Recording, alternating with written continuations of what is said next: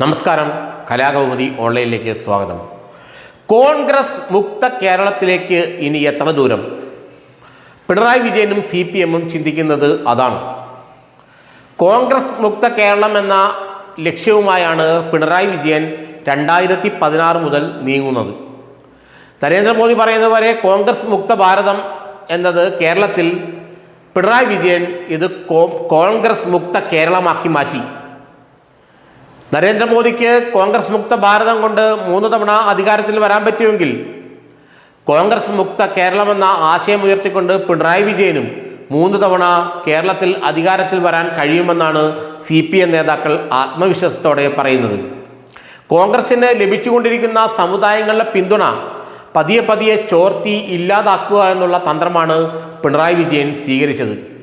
ആ തന്ത്രം വിജയകരമായി അദ്ദേഹം മുന്നോട്ട് കൊണ്ടുപോവുകയും ചെയ്യുന്നു. കോൺഗ്രസിന് നായർ സമുദായത്തിൻ്റെ പിന്തുണ വരുന്ന തെരഞ്ഞെടുപ്പിൽ ഉണ്ടാകുമെന്നുള്ള സൂചനയാണ് ആദ്യമൊക്കെ ലഭിച്ചത്. NSS കഴിഞ്ഞ പല ദശാബ്ദങ്ങളായി 1996 ഒഴിച്ച് ബാക്കിയുള്ള തെരഞ്ഞെടുപ്പുകളിലെല്ലാം UDF-നും കോൺഗ്രസിനുമാണ് പിന്തുണ നൽകിയിരുന്നത്. എന്നാൽ ഇതാദ്യമായി 96-ന് ശേഷം NSS LDF-ന് പിന്തുണ നൽകുകയാണ്. ഇടതുമുന്നണിക്കാണ് തങ്ങളുടെ പിന്തുണയെന്ന് ഭംഗ്യാന്തരേണ G. സുകുമാരൻ നായർ വ്യക്തമാക്കി കഴിഞ്ഞു. എന്നുവച്ചാൽ ഇനി നായർ സമുദായത്തിന് LDF-ൻ്റെ ഒപ്പം നിൽക്കുന്നതിൽ യാതൊരു മടിയും ഉണ്ടാകേണ്ട കാര്യമില്ല. ഈഴവ സമുദായം ഏതാണ്ട് പൂർണ്ണമായും ഇടതുമുന്നണിക്കും CPM-നും ഒപ്പമാണെന്നാണ് CPM നേതൃത്വം പറയുന്നത്.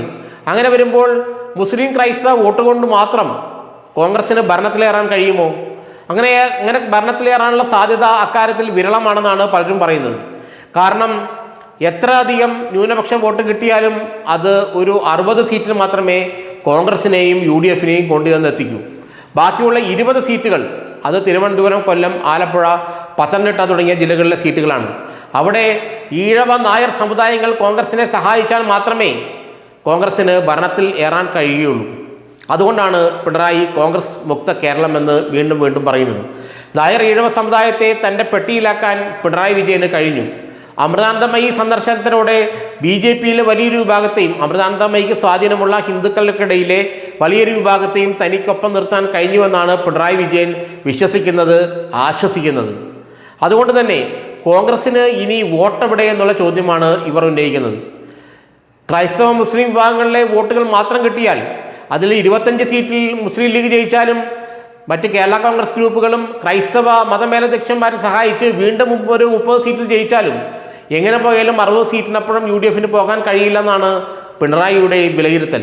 അതുകൊണ്ടാണ് അദ്ദേഹം നായർ ഈഴവ സമുദായങ്ങളെയും അമൃതാനന്ദമയെയും ചേർത്ത് നിർത്തി എന്നുവെച്ചാൽ ഹൈന്ദവ വോട്ടുകളെ പൂർണ്ണമായും തൻ്റെ കുടക്കീഴിൽ കൊണ്ടുവന്ന് BJP-ക്ക് വോട്ട് ചെയ്താൽ അവർ ജയിക്കില്ല എന്ന് തോന്നുന്ന സമയത്ത് ആ വോട്ട് CPM-നും ഇടതുമുന്നണിക്കും ഹൈന്ദവ വിഭാഗത്തിൽപ്പെട്ടവർ ചെയ്യുമെന്നുള്ള വിശ്വാസത്തിലാണ് പിണറായി വിജയൻ മുന്നോട്ട് പോകുന്നത്.